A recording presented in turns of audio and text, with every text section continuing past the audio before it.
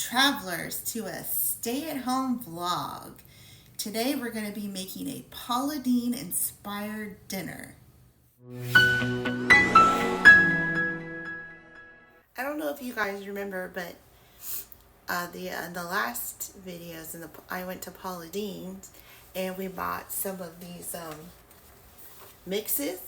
So we're going to try to make some of her mixes today and see how that turns out. And since I'm doing some Paula Deen mixes, I figured let's make some Paula Deen recipes. And I found one for a slow cooker for ribs. So I'm getting ready to put the ribs in the crock pot right now. And then I gotta go get my nails done. And today's free tea day at McAllister, so I gotta get my sweet tea. I got my sweet tea and Jesus shirt on. Go get some free sweet tea at McAllister's. You know, you gotta look the part for the free tea. What are you gonna do? So I found this recipe in her Paula Deen Cuts the Fat cookbook. It's the slow cooker ribs. I've never done this recipe before, so we'll see how it goes. And I'm not a what do you call it, a cooking YouTuber, so I don't know, but we'll put all this stuff in the crock pot before I head out, and then when I come back we'll finish up with the box mixes, and then I'm also going to make a squash casserole to go with it. So it's a Paula Deen dinner for the hubby tonight. I'll start by spraying my crock pot with the no stick spray. She don't want it sticking. And I won't be following this recipe exactly because it has a lot of stuff in it. So I'm kind of using some things I already had at home because it's a lot of ingredients to buy for these things. And even what I did have to go buy, it was a lot. Alright. So it says to start with the ribs. You're supposed to season them with pepper and put them in the slow cooker. So here's my ribs. That's what I'll do. Sprinkle some pepper on them. I should put them in the slow cooker first and then put pepper on them. I think that's what I'm gonna do. Yes, no, maybe so. Yeah, I'm gonna put them in the crock pot first and then sprinkle pepper on them. We do it our way. So these are country style ribs. I got these, and it said up to it said 4 pounds, so this is about 4 pounds of ribs that I found. Let's sprinkle in the pepper. Uh-oh. Doggies heard me in the kitchen. They came a-running.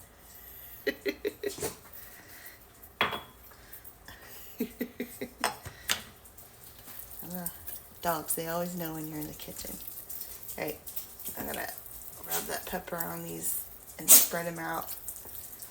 And then I'm gonna wash my hands.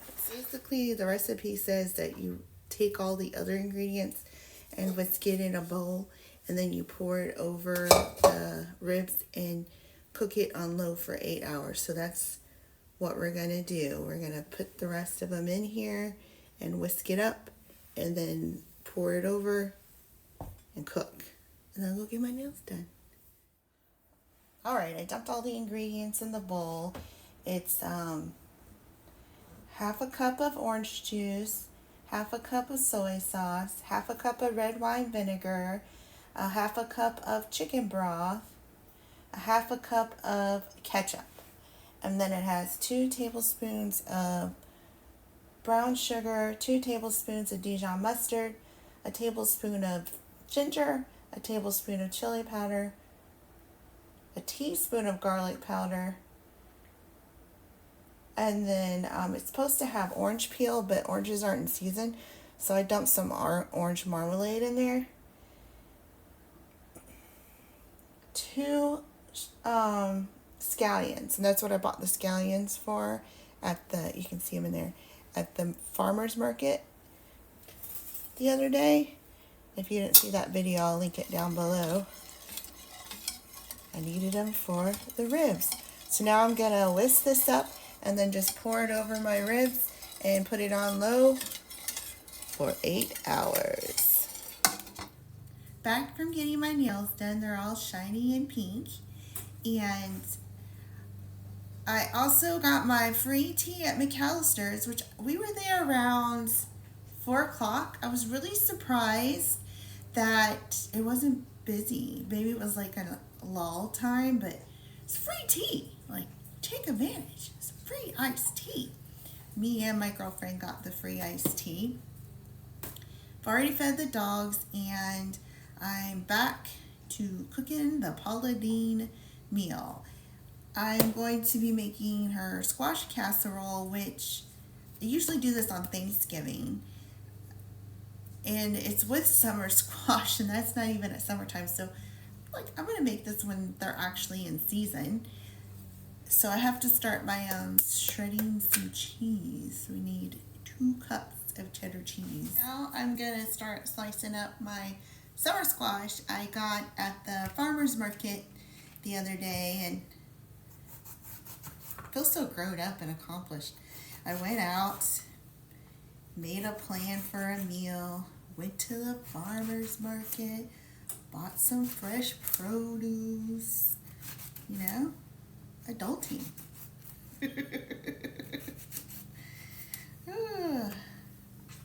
This is one of my favorite casseroles for the holidays. And I don't think I made it for Thanksgiving last year because we didn't have a big crowd. So I'm going to make it go with this meal. It's a nice little vegetable side dish to go along some ribs. For the squash casserole, you have to boil the squash with some onion, and you do it till they're a little firm. You don't want them soggy because you're going to bake it in the oven. This is my Paula Deen pan. You saw it. I'm going to put a link to that video below, but I talked about how I had the silver ones. So that's what I have. Now we need to put together the squash casserole. So it's 1 can of cream of chicken soup, 1 8-ounce container of sour cream, the whole container. Put in there.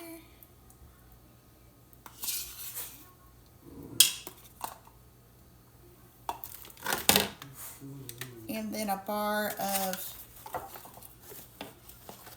cheddar cheese. It's a lot of cheese. Maybe that was too much. It's supposed to be 2 cups, and I always think 1 bar is 2 cups. Probably wrong. You can comment below, be like, girl, no.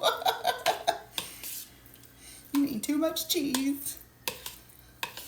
Can't go. I mean, it's never having, can never go wrong with too much cheese though, right? Alright, so we're going to mix all that up. And then I'm going to add the squash and the onions that I boiled it until they got a little firm. I let the water drain out of them. And now we're going to dump it in here with the soup and the sour cream and the cheese. And just mix it up. Combined it. You're going to take some of this herb seasoning mix and you're going to mix it with butter, and then you'll sprinkle it across the top of your squash. It's about 2 cups of this. I'm just going to eyeball it. Oh, the bag busted. It's all over the counter. Sadness.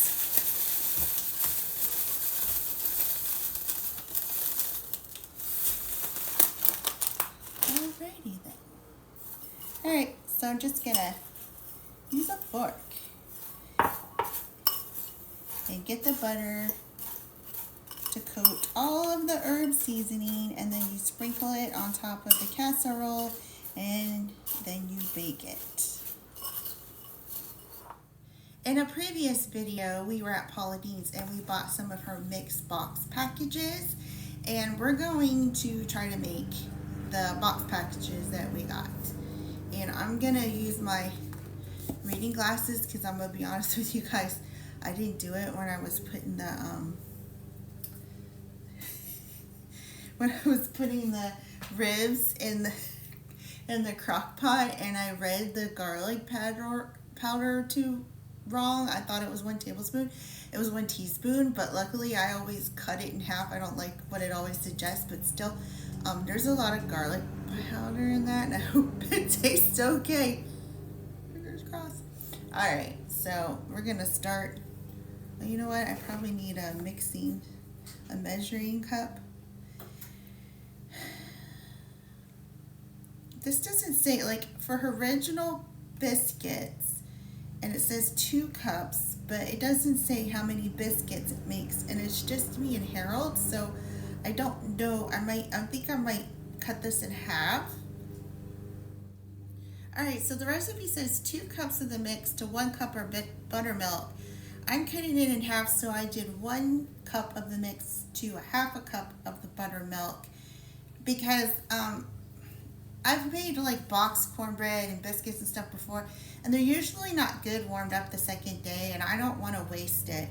So we're gonna do half of the recipe, and then what I'm supposed to do is combine it and gently mix until it's a dough ball forms. All right, so here we go. You guys can see. Woo-hoo. Yeah, it does make a dough ball. Look, it's a dough ball. All right, take my reading glasses off. So now I'm supposed to flour the surface, and what does it say? Dust dough on my surface to prevent it from sticking. All right, I don't know how many biscuits I'm gonna get, but if I get 2, that'll be enough.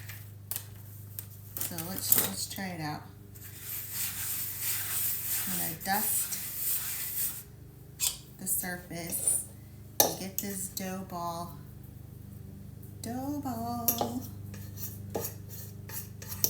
Making biscuits. Let's see here.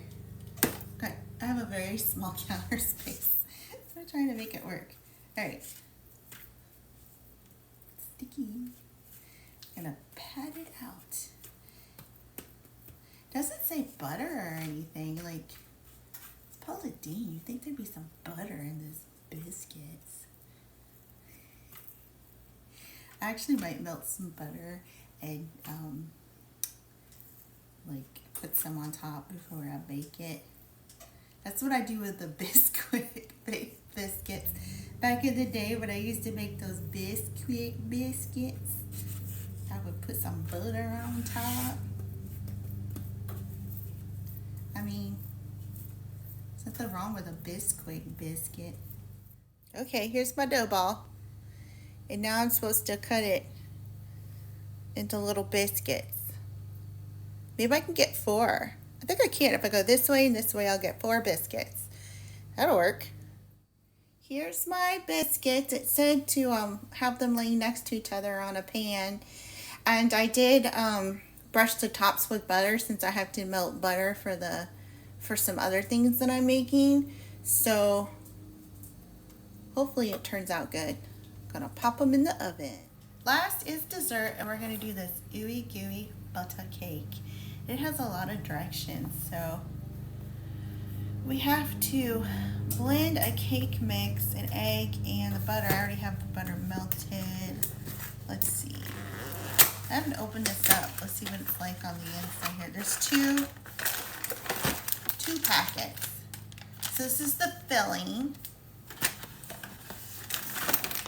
And then this is the cake mix. I don't know if you've ever had ooey gooey butter cake of any kind, but usually the bottom like crust is made with like a pre-made cake mix, and then it's like a gooey top, on top. I've never had a plain one, so it should be interesting. But the first thing you have to do is work on the crust, which this is the crust, the cake mix. And I'm gonna mix it in the KitchenAid because can't go wrong with your handy dandy KitchenAid. So it's the cake mix, an egg, and half a stick of melted butter. Yeah. Okay, so you can see this is the crust I made with the cake mix, the egg, and the butter, and this you're going to pat down on the bottom of your pan. I'll show you that. Here is the crust patted down into the pan. Isn't it pretty? I'm a little more confident with this because I've made these in the past. So it said to beat the cream cheese in a separate bowl until smooth. So I did that with the hand mixer. And then I'm going to use my KitchenAid mixer for the rest of it, I think. Then it wants you to add the egg, the other half a stick of the melted butter. So we'll do that. This is for the gooey filling mix. And then the egg, and then you're going to blend that together. And then you add the filling mix after you blend in the egg and the butter with the cream cheese. Which, when I do my pumpkin, she never said to mix the cream cheese first in the directions. So that makes sense why I might get like little chunks of cream cheese sometimes in it. So it's good to know. I don't know if you can see it, but I mixed in the butter and the egg with the cream cheese, and it does look a lot smoother. So it doesn't say to do that, I don't think, in the directions I have for the other one. And from now on, I'm definitely going to try this. Okay, I added the gooey mix to the cream cheese, butter, and eggs. And I'm going to tell you guys, I'm pretty sure that gooey mix is just powdered sugar because like I said, I've made this before, and I'm pretty sure the mix is just powdered sugar, cream cheese, eggs, and then I add pumpkin to it. Like if you want to make this chocolate, you could add cocoa powder and make it a chocolate one too, probably, because you can change up the flavors. Here's the squash casserole with the stuffing, crust, topping, and here's the ooey gooey cake, and we're going to put them both in the oven at the same time. Here's the biscuits finished. Harold took a bite out of one, but they didn't get brown on top. You can see they got golden brown on the bottom, and maybe because it was my error because I brushed the top with butter, but we tasted it. It tasted okay. I mean, the texture might be a little bit weird, but to be honest, I wouldn't say her mixture is any better than like Bisquick at this point. Well, here's the squash casserole. And here's the ribs. You have to take them out and then skim off the fat, and then you had to drain the sauce and heat it up in a pan for 5 minutes. And that's what we did to make them like sticky ribs. But I don't know, they don't look very sticky. And here's the ooey gooey cake, and I forgot to take it. We left it in the oven after the oven was still on. And it might be a little well done, but it still looks good.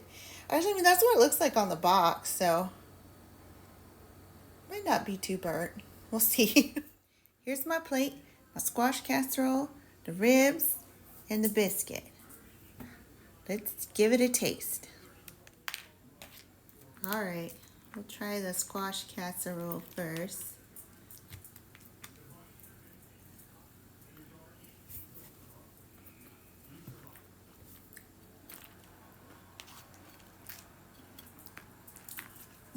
It's just like I remember it. It's not like really too, the squash is still a little firm. It's not like a soggy squash, which is good. That's what you want. You don't want them all soggy. Here's the rib. It's very tender. I didn't have to cut it. I just got it with my fork. I've never made ribs in the crock pot before. Comment down below if you have. Well, we'll see how this tastes.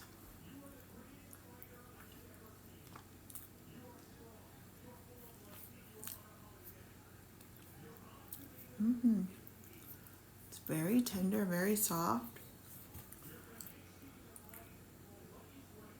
The flavor is good.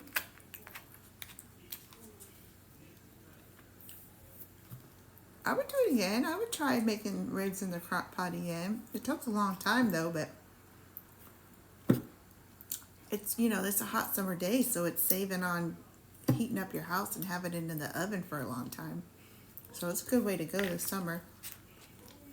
And I think I told you I already tried this biscuit. It's not like a, I don't know, the texture's kind of weird. It's like chewy on the outside.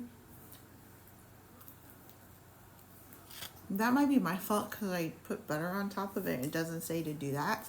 But the butter on end up getting it nice and crispy on the bottom. I mean, it is soft on the inside, but like I said, it's not like, it's not any different than buying like a box of Bisquick. So I wouldn't buy this again. Here is the ooey gooey butter cake. Now we did leave it in the oven too long, and that was operator's error, so that's on us. But I think I do remember whenever I make this in a, now that I remember, whenever I make it in a glass pan, the bottom does get a little too overdone. But let's taste it. Let me get a bite. I made some homemade whipped cream and I put it on there, which is easy to do. You just take a cup of whipping cream, 2 tablespoons of sugar, and a teaspoon of vanilla, and whip it up. Super easy. So let's taste it.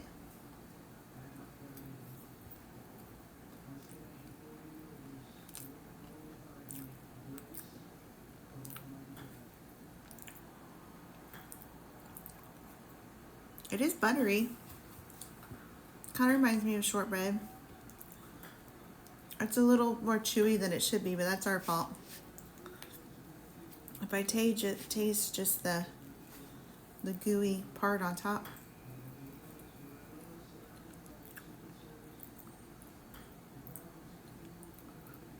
Very buttery flavor and sweet at the same time, because like I said, I think that packet was just powdered sugar. So it's like eating candy. It's like a sweet buttery candy. I don't think I would buy the box mix again per se, because it's really easy to make this on your own, and you can just do it from her recipe just as easy. So I think I would make it again, but I would just do it myself. I don't need the box mix to make it again. That wraps up my long day. It took a long time in the kitchen. I'm going to tell you something. I truly respect people that do cooking videos from now on, because that's a lot of work. And I don't think I'll be doing another one soon. Even though I had the pre-mixed box from the 2 boxes, doing the ribs in the casserole, it was a lot. It was like a holiday cooking. Like I said, I don't think I'm gonna be doing another one soon. And we definitely have enough leftovers for tomorrow, so at least I don't have to cook tomorrow either. And remember, if you can imagine it, we can create it.